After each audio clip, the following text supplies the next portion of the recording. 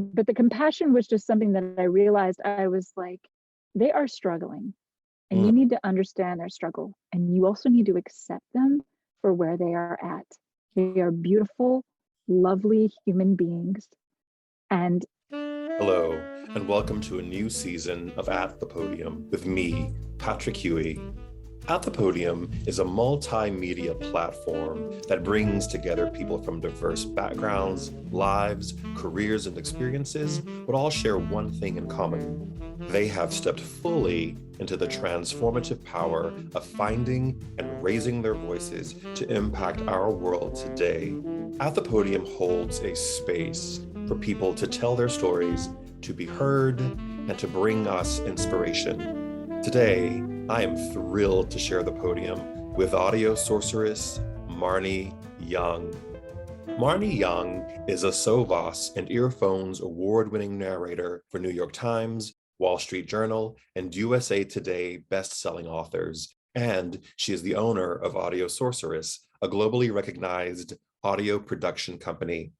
She has recorded hundreds of books. A SAG-AFTRA voice, stage, and screen actor, and Yale School of Drama graduate, she has been praised for her impeccable comic timing, as well as her ability to make you cry.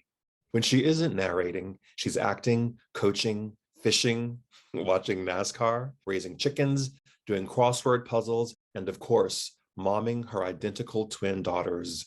Marnye is a huge supporter of small businesses and tries to support them when she can, like featuring a link to their company's websites on the Audio Sorceress's website's main page and leaving reviews on social media. Marnye lives with her loving husband, two beautiful identical twin children, and a sweet but destructive golden retriever named Sobe. Marnye, welcome to At the Podium. oh, thank you so much, Patrick. It's an honor. I really appreciate you bringing me on. I'm so happy to have you on because you have been so supportive of this podcast from the very beginning. And it meant a lot coming from you because this is the world that you now play in, that you inhabit, that you've been so successful in. So first, I just want to say thank you for the amazing support. And not surprising, reading your bio, that part of what you do with your work, with your own company, is that you support small and emerging businesses by showing the level of support that you've shown me. I had no idea that was part of the mission, the vision, the drive of your own company. I try to whenever possible. I mean, when you go on our website, on the homepage, there's a link to a small business right now. And at some point we'll switch it out to another small business, and I'll leave, a review about that small business. And I don't know, I think it's wonderful. I think, it's the little guys a lot of times that make a big difference. The little guys never get, in my opinion, they don't get enough exposure. Mm-hmm. And I have, I don't know, something like close to 20,000 followers. So it's something. And if it means that maybe they make a couple extra sales, or someone, checks out their website or tells other people about them, then that's a great thing. And I do try and pay it forward, because so many people have done so much for me over the years, and specifically getting into this community, just a lot of people, not asking for anything in return, just helping me. So I am so happy to be able to give back in that way. And it's fun, it's just fun to like connect people and get other people excited about other people's stuff, if that makes sense. It does. And I think that level of support is how you really grow a world. It's how you grow an economy. Is that you have these small businesses, these entrepreneurial businesses, these people who have an idea or a concept, and we all help each other grow, develop, and it starts to spread. You're changing someone's life. Yeah, it's kind of neat that way. Marnye, I obviously know you because we went to graduate school together. But when I was researching you and looking at your recording career, I was amazed to see that you have narrated over 200 books, which is unbelievable. And then I started digging a little deeper, And I was just seeing all of these reviews of your work, and I found this beautiful quote about your work from a guy named Scott Brick of The Golden Voice. And he says, Yes. and I'm going to quote him, he says, "I love listening to Marnye Young. She is always able to lift the text off the page. It's hard to nail down a certain ineffable gift, but it never sounds like she's reading to you. It sounds as though she is sharing something with you. That's gold." How do you receive that? To have somebody like that who I respect with every fiber of my being to write something like that about me is amazing. I certainly do my best to take all the skills that I got from Yale. That's where I got my MFA, and was given this gift to be able to inhabit all these different characters and play all these different roles and do it in front of a mic instead of on stage. Right. It's exciting. Okay, so I want to know how you got into this very specialized world, because you were on a very different track. And how did this world find you, or how did you find the world of narration? So it was funny. I had just broken out into television when I found out I was pregnant with twins. So it was like, yay. And it was like, oh, okay, now everything is like, and it was because I was considered, it was a geriatric pregnancy. And because I had twins in there, it was considered a high risk. So I was like, had all the risks, all the everything. So I wasn't going to be the cute mom doing my, 6-mile run every day. I was the one that like had to stop doing everything. And that meant, no more acting, no more, I couldn't commute to the city. Like it was tricky. But anyway, a girl that I had actually, we didn't do a show together, but we crossed paths in regional theater and sort of just developed like a little friendship. And she was actually already in the world of audiobooks. And she told me, "You have a nice voice. You should think about audiobooks." And so I was like, hey, and she was great because she was like, "You need to go on this website. You need to go on that." She's incredible, Patricia Santamaso, and she's unreal, and her husband's unreal, and they have their own company, their production company too. And anyway, I owe her like everything for getting me into this, because I wouldn't be where I was if she didn't help me. Right. So I did my first audition. It was absolutely horrible because my studio setup was awful. I didn't know what I was doing. And anyway, I moved to my studio, got just a better situation overall, as far as the treatment of the space and everything, did a lot more research, and I booked my first job. Right. I went on this website, and where you put on your profile, it's called ACX, whatever. I booked my first job. Yay. Then I booked another job. And now, unbeknownst to me, it was for a production company. So they were like, "What else do you do?" Because they heard me and they liked me, and I booked the job. And so and I sent them my resume. They're like, okay. So they started sending me, having me audition for different. And then before you knew it, I was getting my own work. I was giving them clients, because I was getting so much work. Right. And then fast forward all the way to July 26th of 2018, when I went to my LLC. Now, how I got my name, there's a cute little story about that, and that a potential client, now a client, Sean McMahon, sent me his manuscript, and it said Marnye Young, audio sorceress. And I was like, that's it. That's my hook. You feel it. You're like, that is it. So I was like, can I please use this? I was like, I will give you credit. I will shout your name from the makers. You don't have to give me credit, all that stuff. And I was like, no, I will. And of course I always do, because he's incredible. But yeah, so then I was Audio Sorceress LLC. And back then it was just me and an engineer. And now I have, including myself, it's a team of 9. Marnye. Yeah. You're literally building a narration empire. Yeah, it's kind of cool. So obviously your job, your career, what you're on the surface doing is you are recording, narrating audio books for people to listen to. But there's a passion and a light that shines through when you talk about this. So for you, what is it that you're doing beyond just the obvious of narrating a book? Yeah, I mean, I'm I mean, I feel like I'm giving back. I feel like I'm providing people with entertainment. I feel like one of the biggest reasons I got into acting, maybe not when I was little. I'll be honest, when I was little, I liked the attention. That's really what it was about for me. But as I got older, I realized there was power in being able to step into someone else's shoes and to be an empath and sort of imagine what they might have been going through and be able to make people feel things that they wouldn't let themselves feel. And I'm letting by having this company, by bringing exposure to these indie authors that might even narrators, because everybody has their like top 5 or top whatever, like the hottest romance narrators, and these are the hottest mystery thriller narrators, and it's like, well, what about this guy over here who's unfreaking real, but people don't know him yet? It's like, I'm going to help him get known because he is so great and everybody needs to know his name. I feel like I've come into my own.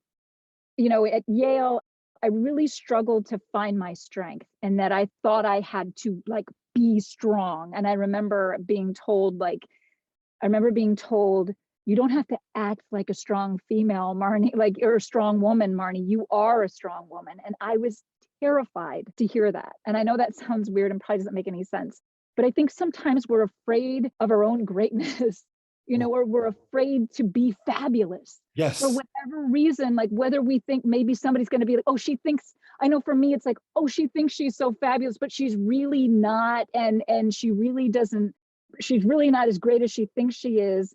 So I should just kind of tamp it down. And also like, I'm a female. I should just kind of be the amicable, agreeable one, not really rock the boat, not really whatever. And I did that for most of my life. And what this company allowed me to do is really stand my ground, and be a leader, something I never thought that I could be or was too afraid to actually think I could ever be that, because what if I failed?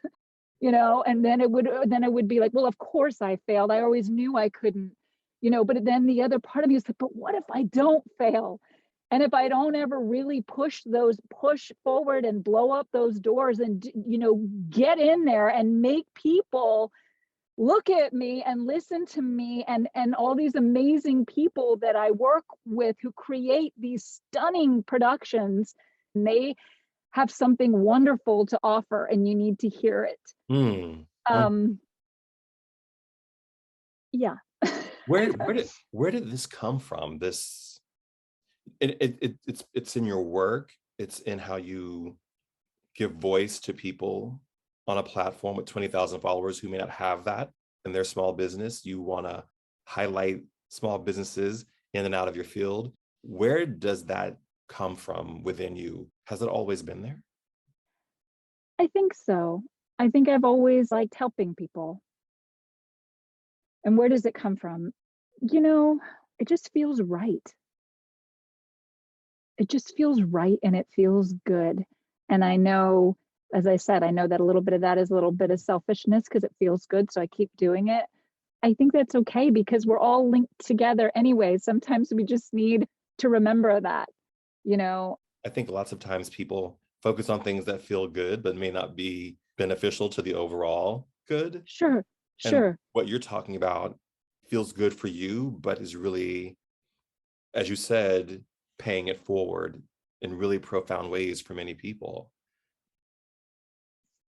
I like it. How have your ideas about yourself changed with owning your own company, with stepping into the world of not only business owner, but producer and channel creator for other people to follow you?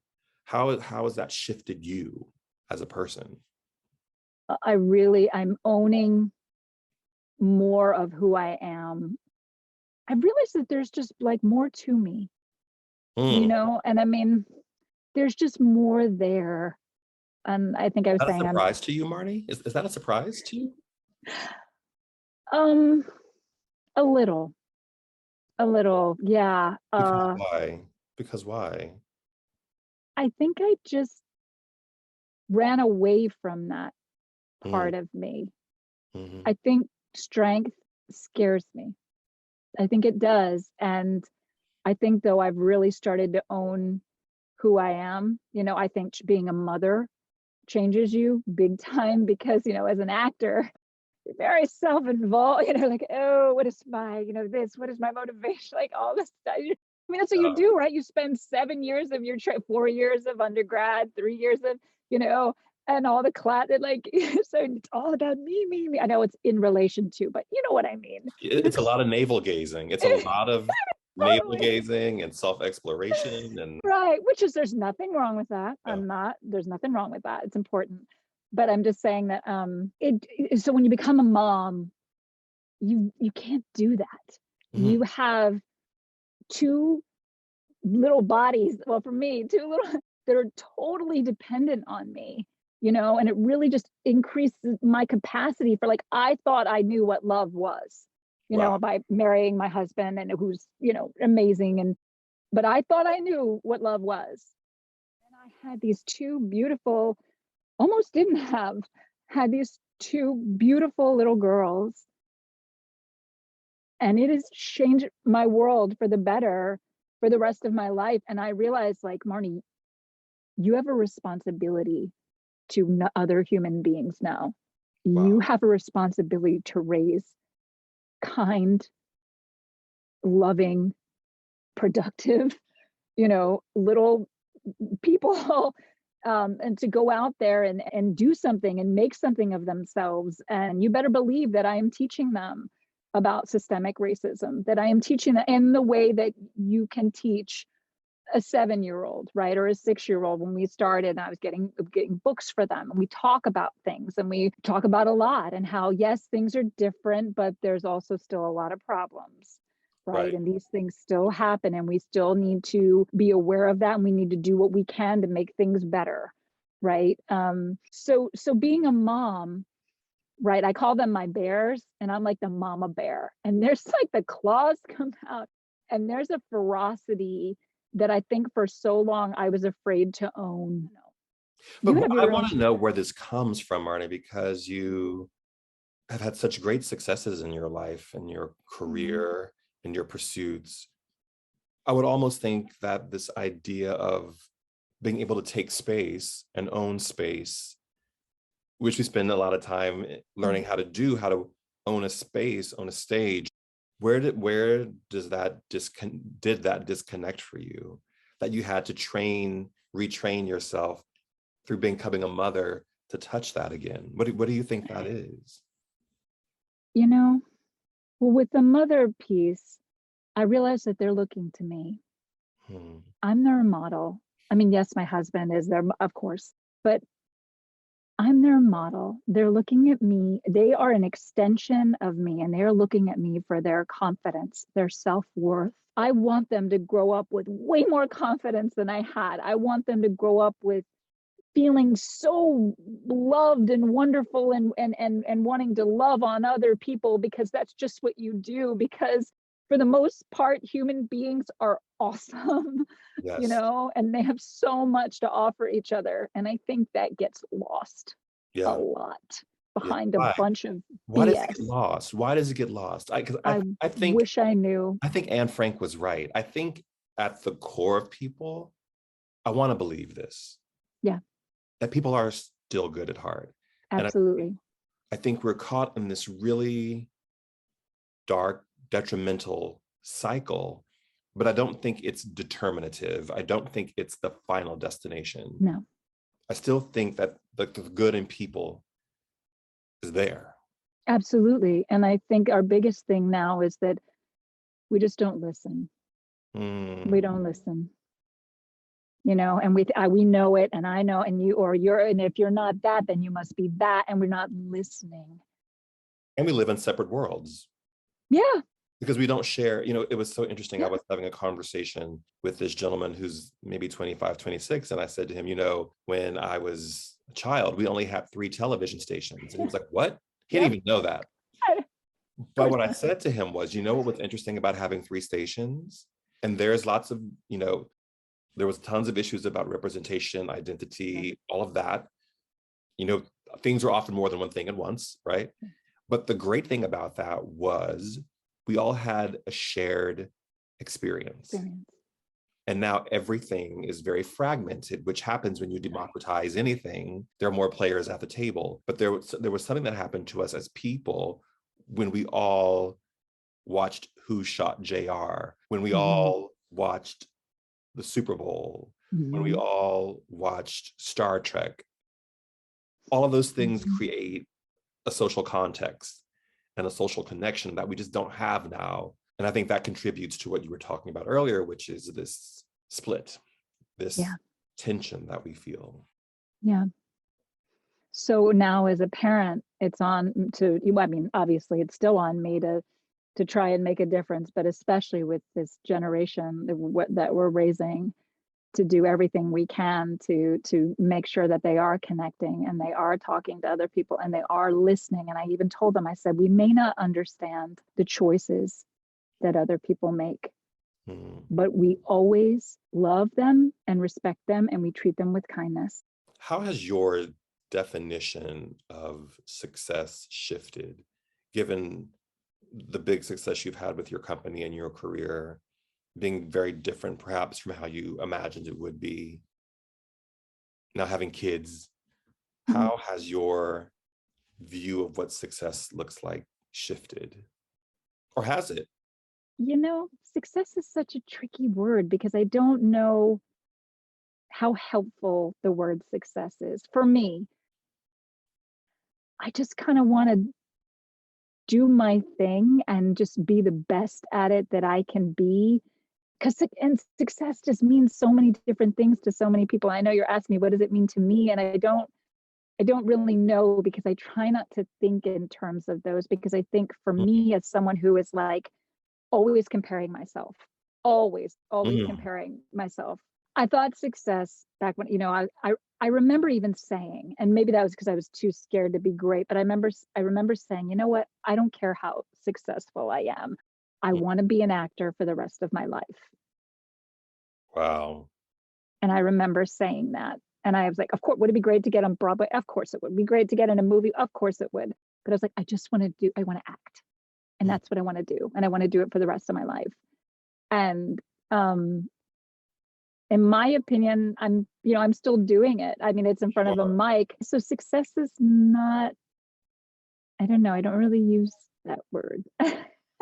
More expansive view of your life. I mean, it opens the door for many things to enter in. If it's not, you know, I think I have sort of recalibrated what my idea of success would look like. But I find that as I have gotten older, that my ideas of success are evolving as I evolve. And I think, you know, for me today, having a good conversation with you is success. Right? The success comes in the moments of the human interactions that we have with people that are meaningful. And that as we sit here trying to navigate somewhat complicated questions. Yes. But it's, you know, I think there's something there. Something else too that you said that struck me, Marnye, was that you are, I think a lot of parents are, really talking to your two beautiful daughters about the dynamics of race and how that impacts our culture.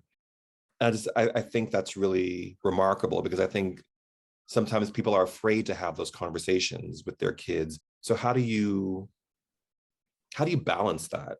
How do you know what to say, what not to say? How are you balancing those conversations? That is a good question. Because I'll tell you, in Black households, Marnye, we have we don't have a choice. No, I know.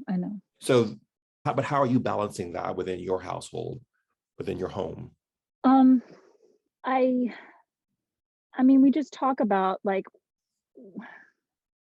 so we had this book, and forgive me, I cannot remember the woman's name, but she was a famous ballerina, and she could not, you know, the ballet classes, this is back in like the 1950s, only white girls could attend, right? So, and so she was self-taught until, you know, this Russian woman saw her and brought her into the company or whatever. And the next thing you know, she's got her own like dance studio. We've read that multiple times. And, you know, one of my daughters, I don't understand. So she couldn't get in because she had dark skin. And I said, yeah. She's, well, that's not fair. That's sad. I was like, yeah.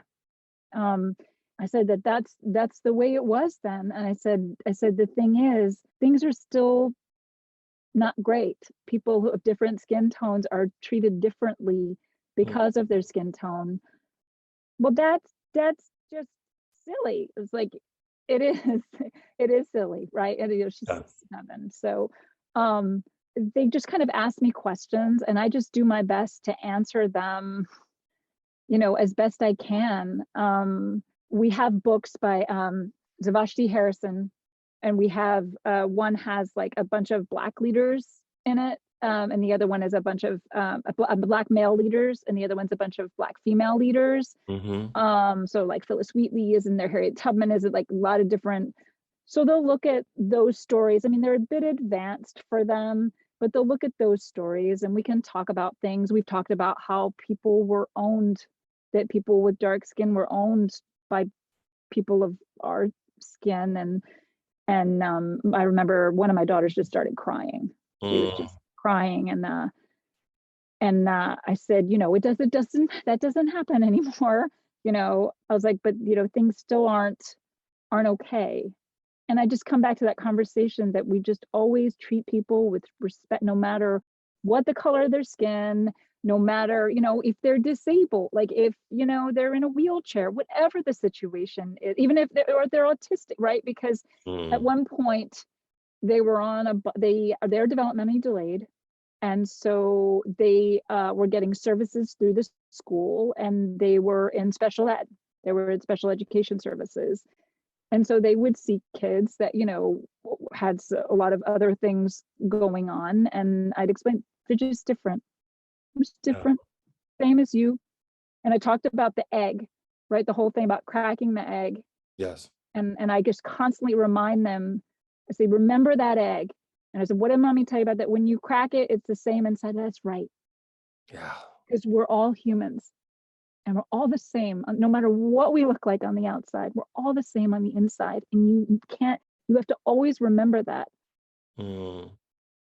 How are you helping your daughters have developmental challenges? How is that impacting you and how you are mothering, nurturing them? So in the beginning, it was definitely far trickier. One of them, they weren't really speaking until they were 3. One of them was saying like ba ba ba ba ba, and not. Although she could do Twinkle Twinkle Little Star. One of them could do Twinkle Twinkle Little Star in ba, perfectly on pitch. So so it was amazing. So, and there's so much in that little brain, right? It just couldn't make it to the.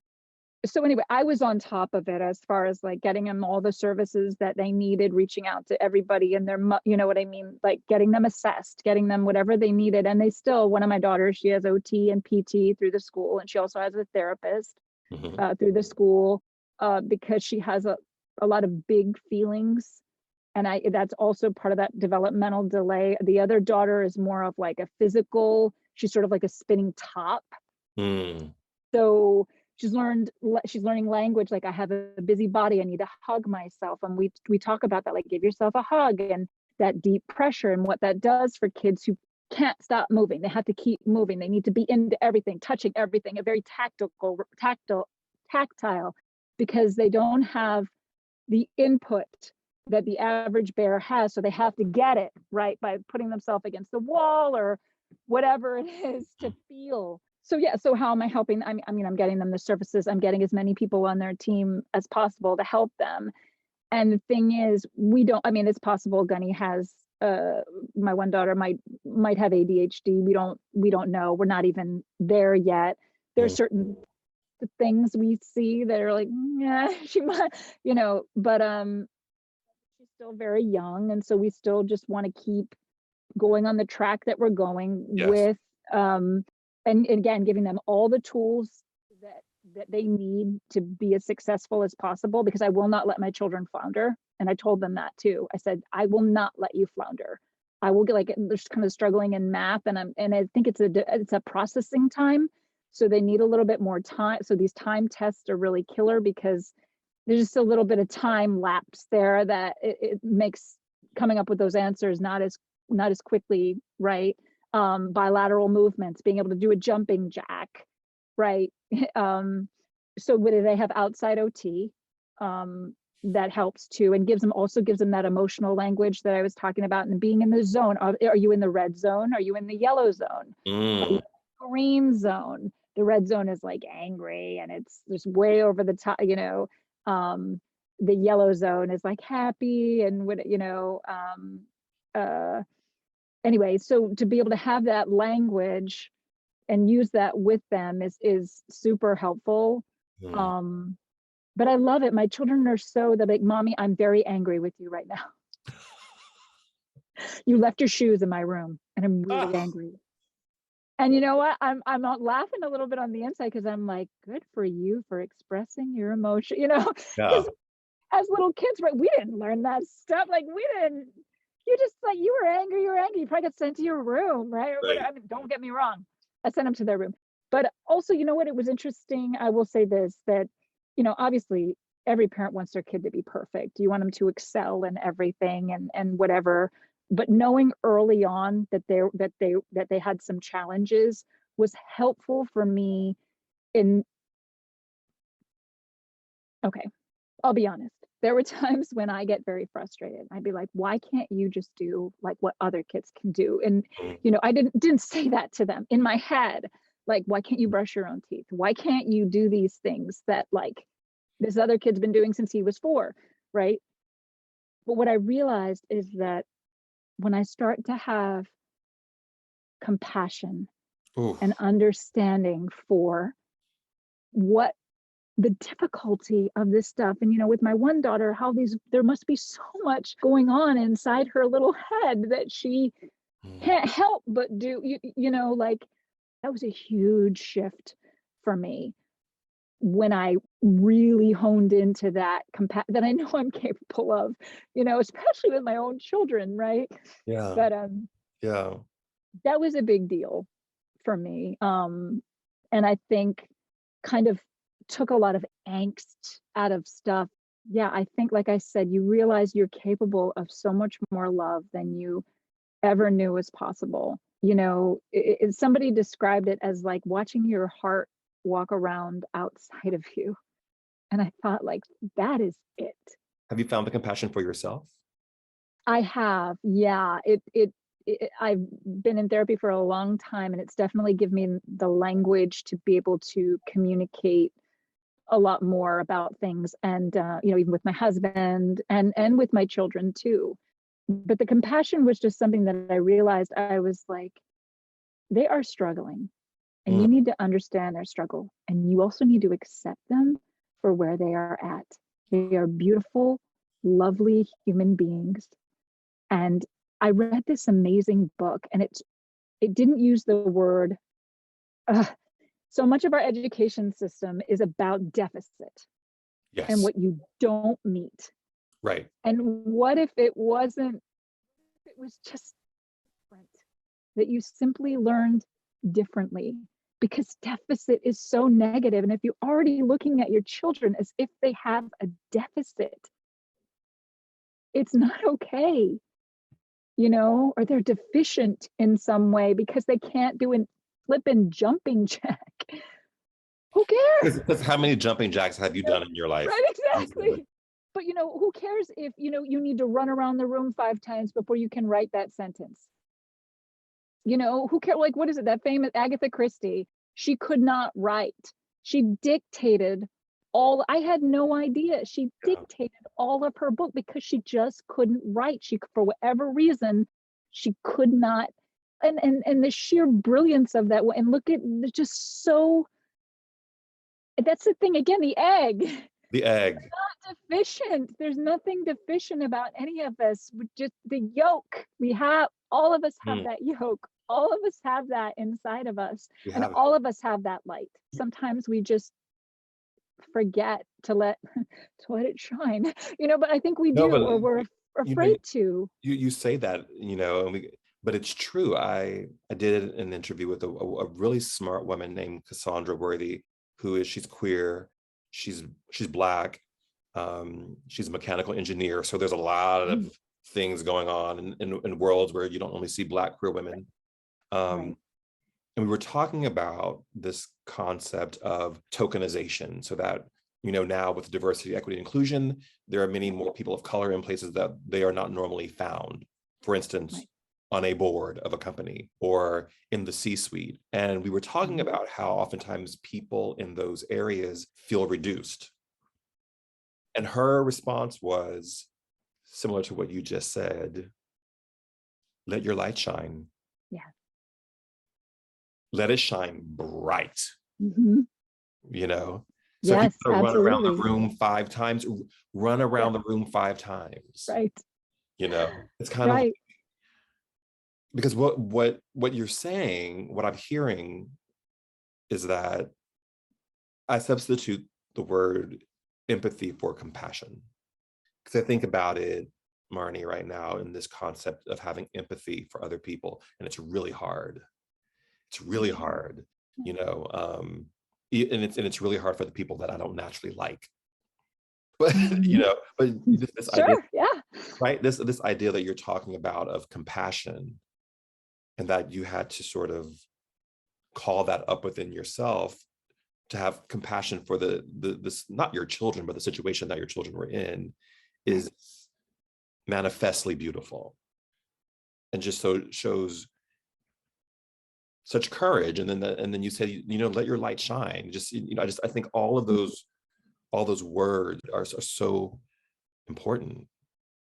Marnye, I'm going back to this idea of 200 books, at least, probably more now. Yes, more. Um, what have you learned about yourself in that process? Definitely discovering that a groundedness to myself that I really get into in my work, that I don't necessarily have as much through the day, but have more of that though now than I did just, however many years ago. And whether or not that's just the work, or it's the work and having my company and having children, I don't really know. I think they kind of all sort of weave together.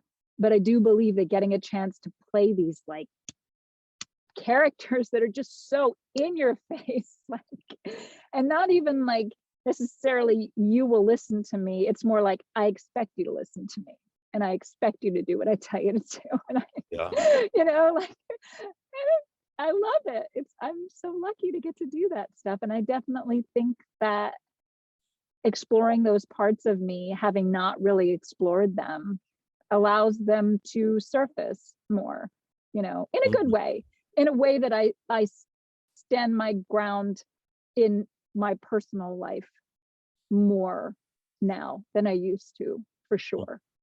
Yeah. Always afraid of conflict, always afraid of, and then I was just like, no, you know what? Cut the BS. What is it? Let's cut to it. Exactly. It's and much more direct, much more direct, I think, with the body of work that I've been able to have, has caused me, I think, to be way more direct than I used to be. So I have a final question for you. So this season of the show, we're talking about people who have found or are finding their voice.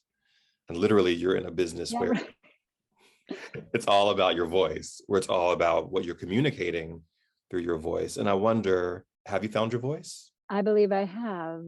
I believe, though, I'm just scratching the surface of what's there. I think there's so much more. I mean, I'm in this for the long haul, and I just think there's so much more to mine and really dig into.